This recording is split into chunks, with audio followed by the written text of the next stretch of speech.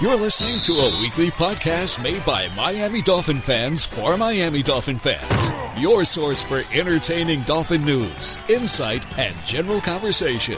Here's your host, Michael Fink. Hey everyone, this is Mike. The Finfans podcast is part of the DolphinsTalk.com podcast network. Happy New Year, everybody.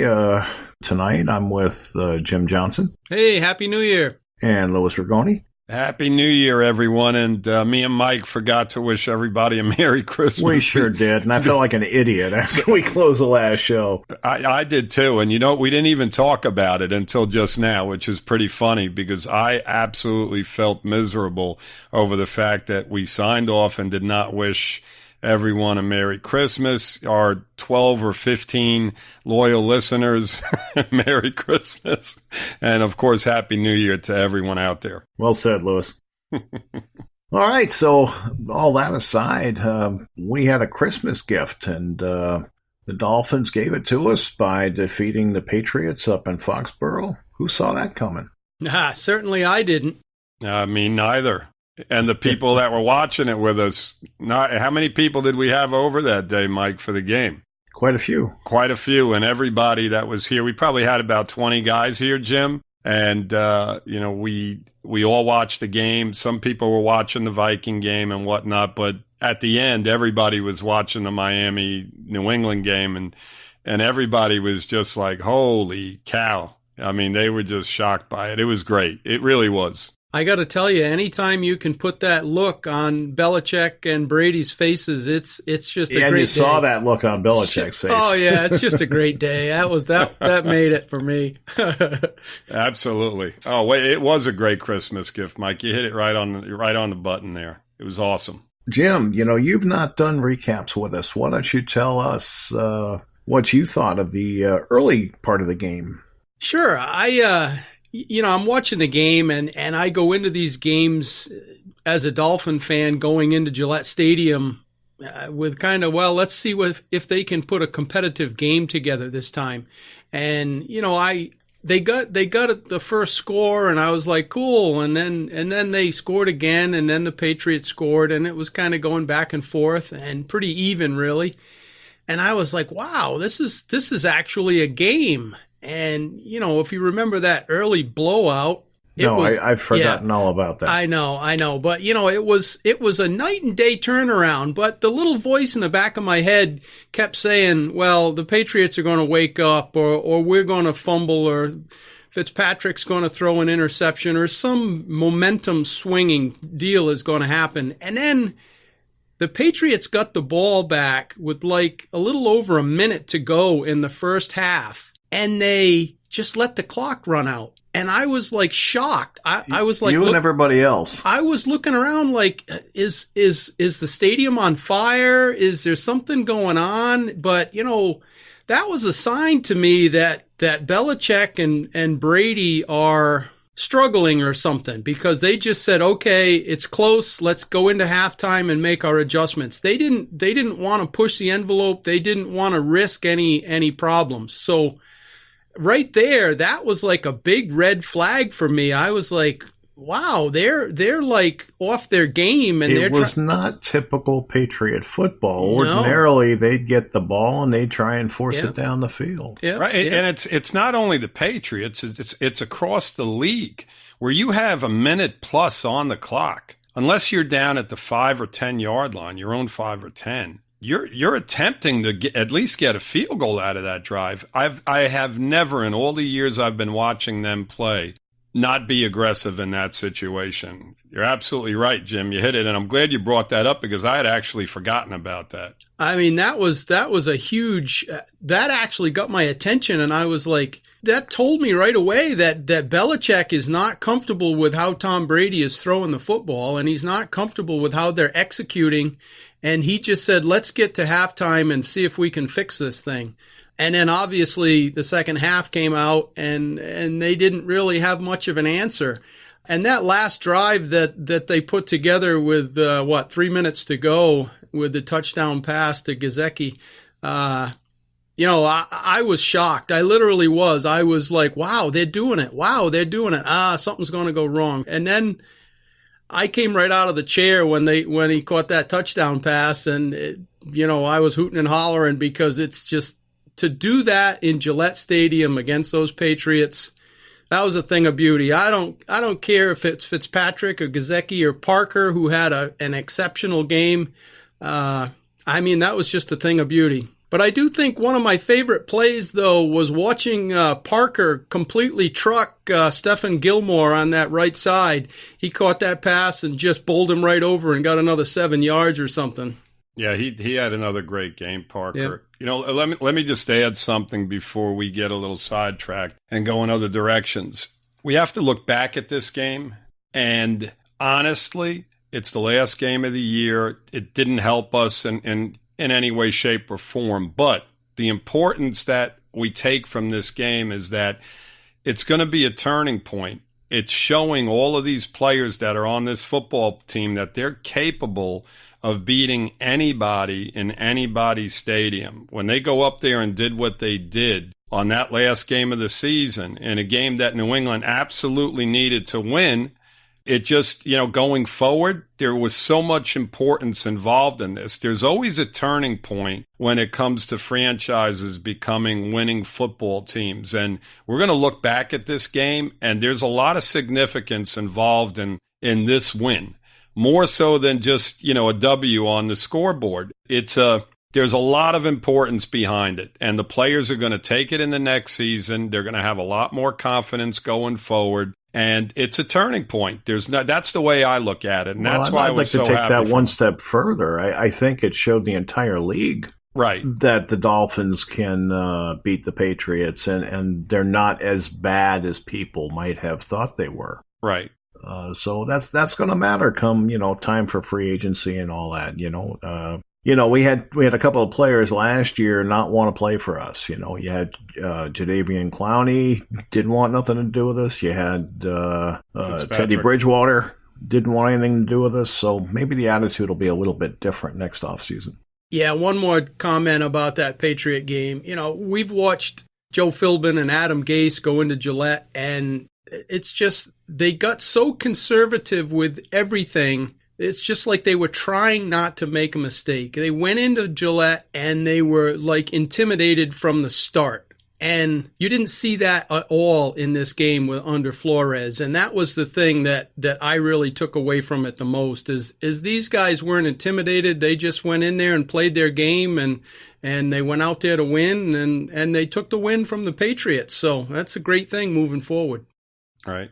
Absolutely. They lined up. There was no wildcat. There was no crazy trickery. There was no, just crazy stuff going on all over the place. They lined up and they played football and they flat out beat them. It was as simple as that on both sides of the football. I mean, I really felt that they outplayed them the whole game. So did I. New England began to turn to the trickery type of things, throwing a touchdown pass to a linebacker, doing those type of things. They were desperate. It was so funny, how the game, how it transgressed into what it became. And again, I can't tell you how pleased I was, ending the season. I mean, how do you think Flores feels about going up there and winning a game like this? I mean, he's got to go into the offseason just feeling like $1 million, I mean, it was just a great win for him and the organization. Can't say enough about it. Well, I'm a big time of possession guy. I really believe that if you win the time of possession, more times than not, you're going to win the game. And Miami had the ball for almost 34 minutes. Mm-hmm. Turnovers, Mike, not a solo turnover again. Penalties, you didn't see a lot of penalties. Four penalties the whole game. I mean, and this is how you win football games.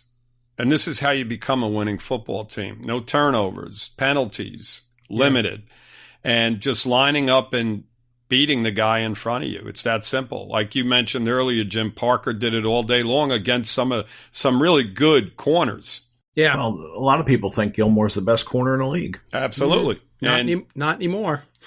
And, Parker put 137 yards up on him. How about that? Yep. And if it wasn't him, Isaiah Ford was adding to it. He had 54 yards on 7 catches. Wilson had 5 catches for 59 yards. I mean, it was spread out. Those are our 3 receivers right now, and all of them contributed, and they all did a great job. Gesicki also added on. He had the touchdown at the end, and he had a few other catches, and there you have it. That's it. We don't have a running game, guys. Those 4 guys and Fitzpatrick are our offense. Come on, I think it's that simple. I think we had one 7-yard rush there on one play. That was pretty good. That was a highlight there. Laird was our leading rusher, 11 carries, 21 yards, 1.9 yards a carry. There you have it. It's when you prepare for us, you know what you're going to go up against. And the fact that we have been able to be, we've been successful to some extent on offense just tells you about how good Fitzpatrick and these receivers have been. They've been above and beyond good.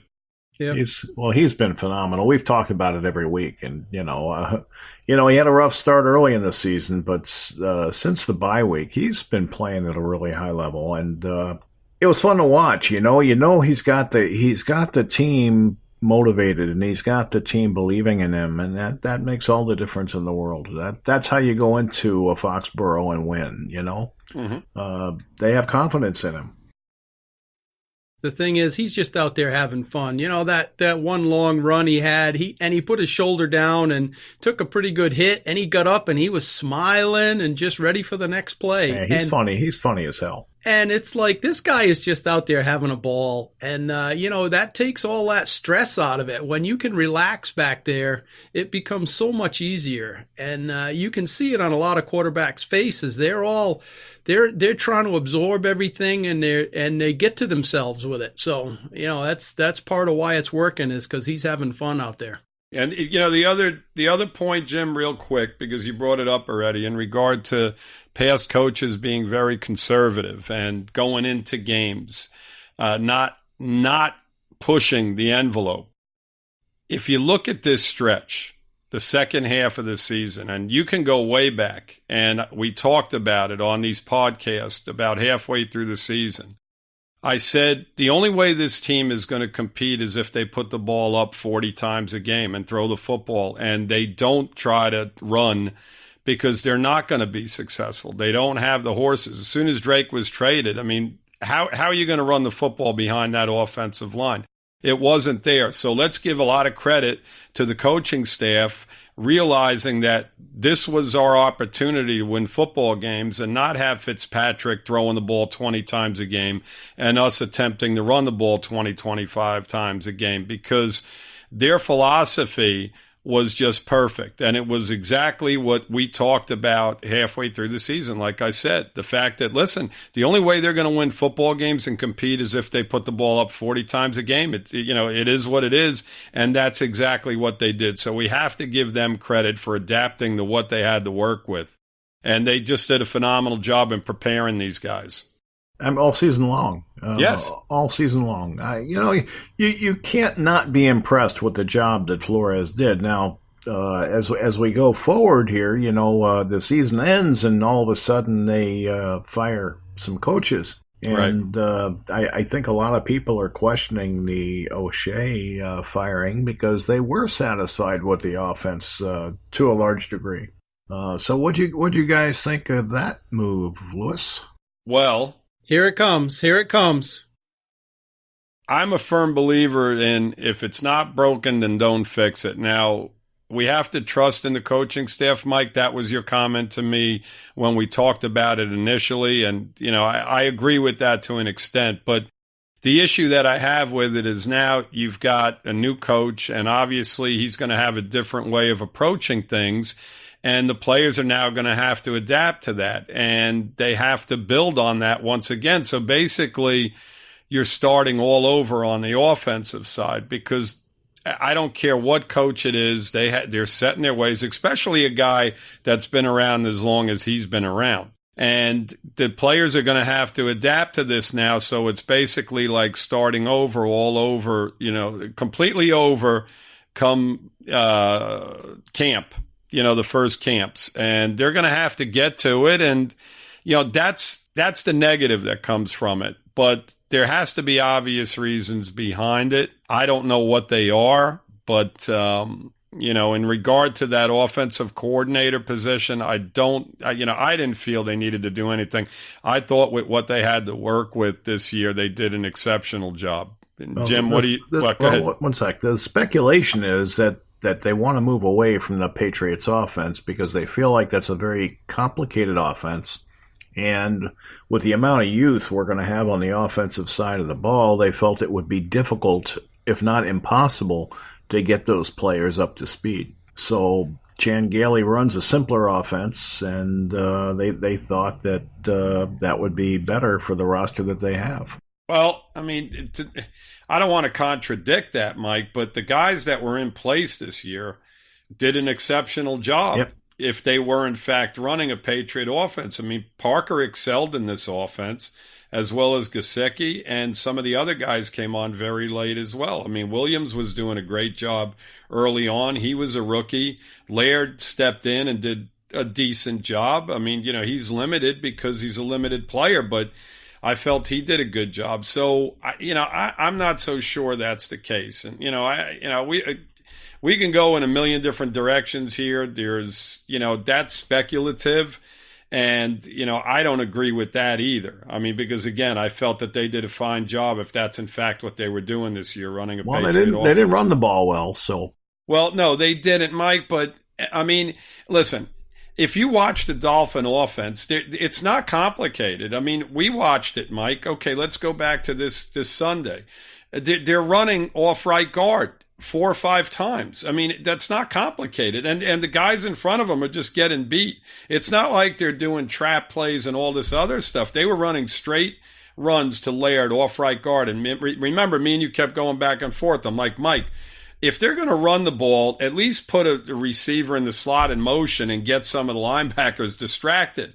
They were just running off a right guard or right tackle. So I don't know how complicated that is. I don't think we were arguing about that. No, that. not at all. No, we were just making comment to it. So when you talk about complicated offenses and the Patriots are too complicated, I mean, I don't, it doesn't wash with me. I mean, Jim, how do you feel about that? Because we've been talking back and forth here. You get a word in here.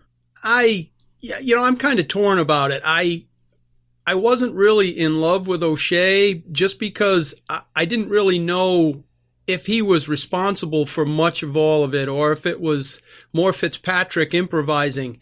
But to your point, Lou, you're talking about, the players having to adapt. And it's like, yeah, all 6 players will have to adapt to the new guy. So, we've got a few receivers and hopefully Fitzpatrick's coming back. So, yeah, there will be an adjustment period, but Fitzpatrick has played for 8 different teams and 12 different coordinators. I'm pretty certain he'll be fine.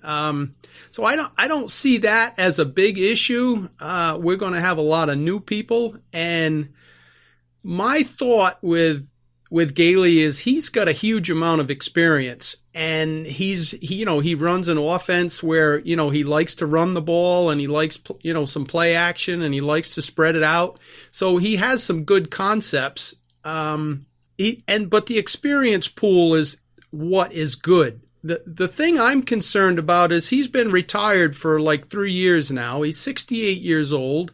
And my concern is, does he really want to come back and put his heart and soul into the job? And if he does, I think it'll be a great hire and he'll be a valuable asset. But if he comes in and he's 3 months in and he decides that this isn't, oh man, maybe I shouldn't have done this type of attitude, then it's going to be a big mistake. So, I'm optimistic that Flores knows what he's doing. He's obviously had this in mind for some time now because this all happened like Monday morning. So, right. It was quick. Obviously, Flores knew that he was going to do this. And the thing with Gailey is he does like to run the ball. And they, also fired the offensive line coach. So this tells me that Flores was unhappy with the offensive line coach and O'Shea. Maybe it was because they really couldn't friggin' get a 3-yard average running back. I mean, that's pathetic. So maybe there is something to it on the run game aspect of the coaching. Mike, well, you brought up a very good point the other day when we were talking, Mike, in regard to the fact that he's worked with Fitzpatrick. And maybe this is a situation where they want Fitzpatrick to come back next year, because I know there's been some speculation that he's going to hang it up. Now, why he would, I don't know, but we have heard that. And maybe this is a way of keeping him around. Maybe he had something to do with it. Who knows? Exactly. I don't know if they would listen to him in that regard, but it's possible. Right. I mean, so we'll see. I mean, again, we have to trust in the coaching staff. I mean, we had a third coach, and that was the defensive back coach, which again, he's shorthanded. He lost how many guys this year over the course of the season? It's tough to say. You think, well, maybe, they get rid of him because he wasn't a good teacher. And I think that's what it all comes down to. Yes, we have to trust in what Flores is looking at as a whole, and we go forward.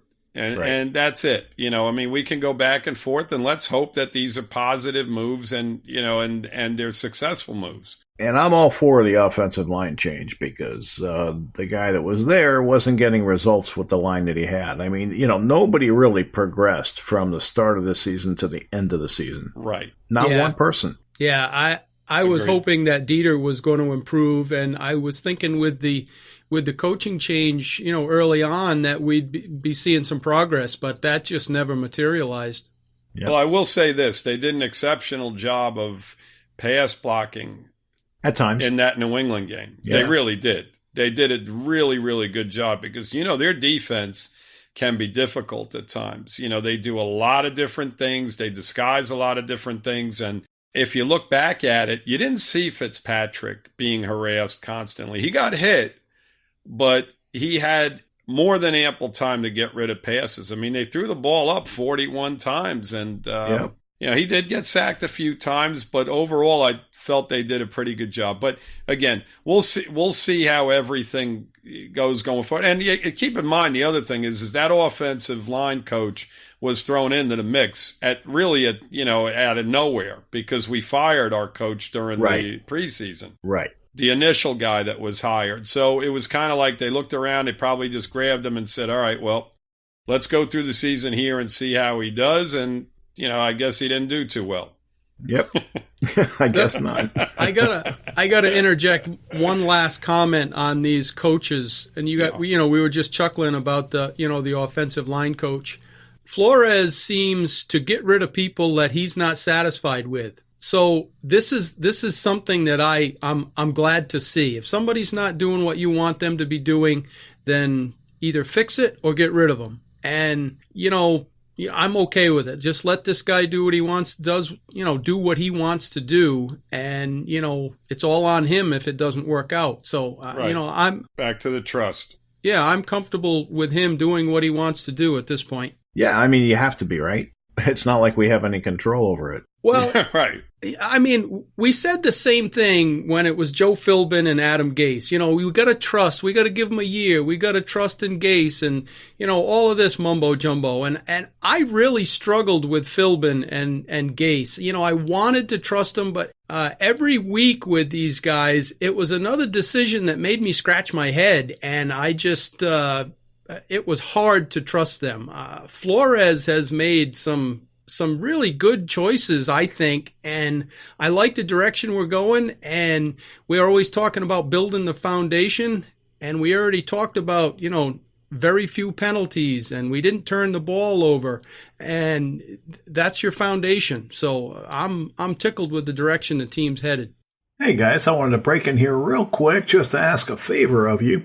On the app that you're listening on, if you enjoyed the show, please subscribe to the podcast. Hit like, leave a comment on your thoughts of the show. And if you didn't know, we do run a Facebook group. It's Miami Dolphins #1. That's #1. We talk Dolphins football 24/7, 365. We'd love to have you join us and share your thoughts. And once again, we want to thank you for listening. Let's make it a habit. We'll see you next week. This weekend, we've got some playoff games coming up. What are your thoughts on the Bills and Texans, Louis? Bills and Texans. So I think the Texans will win the game. They're home. Buffalo's offense just struggles at times. They have to get some more players on the offensive side of the football. I think their like defense. Receivers, Singletary's young. They've got Brown who toasted us over and over again, but he's not a true number one. I think they're going to struggle a little bit, Buffalo. I think their defense will keep them around for a little bit, but I think Houston will wind up winning that football game. They're a little bit better football team. Now, if Buffalo beat them, I wouldn't be absolutely shocked because Houston at times just looks horrible. I mean, I don't understand what happens to them, but there's times where, listen, they were 10-6. They lost 6 games this year. So, right. It's not like they're unbeatable. So Buffalo can win this football game. I just don't trust their offense enough. And I think that in the end, that's what's going to do them in. Well, I agree with you on that. Yeah, I think, the return of J.J. Watt is going to impact what Buffalo is going to have to do on offense because Allen can't handle pressure. And, I think Allen's going to end up turning the ball over, be it a fumble or an interception, either way. And I just think Houston's going to pull it out. Their defense is going to make the Bills make mistakes. So all three of us like the Texans. I think so. Jim, what about Tannehill's Titans and Brady's Patriots? Well, I mean, the Patriots just got whooped by the Dolphins. So, that's got to... We won by 3. Let's not get carried away. But when you consider the Patriots were at home fighting for home field advantage and they lost, that's a sign of weakness. So when I look at this matchup, it makes it closer, put it that way. I think the Patriots are going to rebound, but this game is going to pivot on Derrick Henry and Ryan Tannehill. If Henry has success on the ground, then Tannehill will have success himself. So the thing I can't predict is how well is Tom Brady going to play? He did not look good in the last few games of the season. His passes are off. It looks like it's work for him to be quarterback now, where before it was just like automatic. So that's the whole issue to me is Tom Brady injured, just tired? I don't know what, but if they can't, maybe he's 42. well, with this, maybe Father Time has finally caught up with Tom. I don't know, but that's the key to me is can he have another, good game where he's, is throwing the ball more accurately so his receivers can make those plays. But if the Patriots can shut down the running game of Tennessee, then Ryan Tannehill is going to have a real struggle. And as Dolphins fans, we have seen Ryan have some very bad games up there in Foxborough. So it's going to be interesting to watch. So you're taking the Patriots? I think I would have to go with the Patriots in this game, yes. What about you, Louis? This game basically comes down to Tannehill, the way I look at it. New England's not going to score a lot of points. They haven't been. I don't see them doing anything differently this week. If you looked at their offense last week against our defense, they struggled. And, they had to, again, go back to some trickery to score some points. They're not a very good offense right now. They're playing a better defense than what they played last week in a must-win game. So it's on Tannehill, this game. Henry, as long as he has lanes, they do have a good offensive line. New England has a good defense. Henry's going to get his yards. I don't think he's going to go crazy running the ball, but he's going to be successful. So the game's going to fall on Tannehill's shoulders. He's going to have to make plays in the passing game. If you go back to last week, Fitzpatrick challenged their corners over and over again, 41 times to be precise. I'll bring that number up again. And they were successful in doing it. And that's what Tannehill's going to have to do. If he's successful, they'll win the football game because right now, in my opinion, they're a better football team than New England. New England's banged up. Edelman is hurt. Past him, they don't really have good receivers. I don't understand why they're not using James White. Me and Mike talked about it last week during the game. He's an exceptional player out of the backfield, and they underused him last week. Maybe you see them come up with a really good game plan. We've seen Belichick do it before.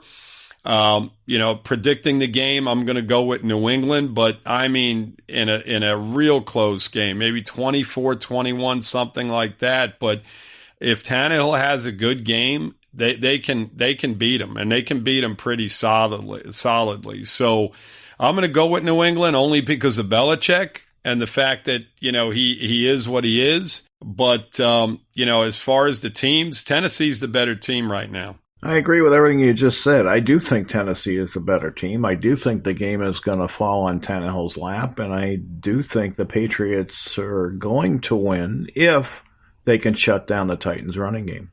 Mm-hmm. So right. Sunday we've got the Vikings at the Saints, Jim. I don't see the Vikings and Cousins being able to win a game under pressure against the Saints. I think Drew Brees is going to have another big game, and I just don't see the Vikings being able to pull off an upset down there.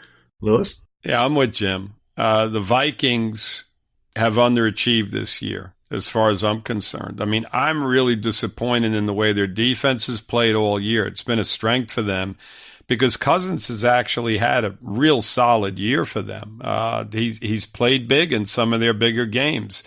Dalvin Cook is one of the best running backs in football. You've got Diggs and Thielen. You've got offensive players. The problem for the Vikings has been defense, and I think the Saints are going to do enough. I think this game is going to be a little bit closer than what everybody's thinking it's going to be, but the Saints are going to win. They're at home. I mean, sometimes their defense throws stinkers out, and that's what you got to be concerned with. They've only lost 3 games all year, but there are games, just like when San Francisco went up there and put 40-something points on them where you don't know what they're doing. So as long as they avoid that type of football game, I think the Saints will win this game. They should win it. Yeah, I would also go with the Saints, but like you say, it's probably going to be closer than people think. I can see it being a high-scoring game as well. Mm-hmm. Yeah, Diggs and Thielen will probably have their catches as well. So it could be a, 42-38 type of game. Mm-hmm. Very well, could be. And Seahawks at Eagles. Lewis? This game is just, I've thought about this game and I just don't know. I really don't. I would definitely had taken the Seahawks had Chris Carson and some of their running backs been healthy. They lost Penny, they lost Procise, and of course they lost Chris Carson in the last week of the season. And that is a key to their offense. Their running game is outstanding. And Russell Wilson plays off of that running game. Now, they brought back Marshawn Lynch. Now, Lynch, great. I mean, it's a great story, but he's not the threat that those 3 guys combined were. I mean, they were a really, really good running football team. So, and the Eagles, I mean, I don't even know what I have no idea what the hell that team's all about. I mean, they're all over the place. Nobody knows, Lou. Nobody knows. They have no receivers. Ertz, I think, is going to play this week. But, I mean, I don't know how they're getting it done. I mean, we beat them a few weeks ago. And, to pick this game, it's really tough. I mean, really tough. If Seattle was healthy at running back, I would have definitely been all over them. But I think that kind of evens the game out. And the fact that they're in Philadelphia makes it even more even a football game. And it's just going to come down to whether Wilson can make some plays in the passing game. I think Seattle's going to actually win the game, but it's going to be tooth and nail. It really is.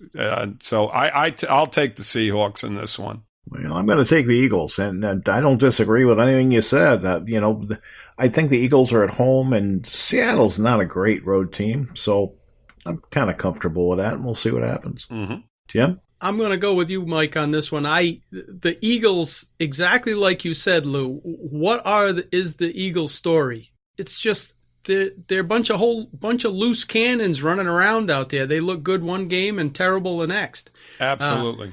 But it's the end of the season. They're going to be all amped up. They're at home. And like you mentioned, Lou, the Seahawks ground game has been devastated. And I just don't see Wilson being able to carry the team as beat up as they are. I think it's going to be too big of a bite for him. So I'm going to pick the Eagles.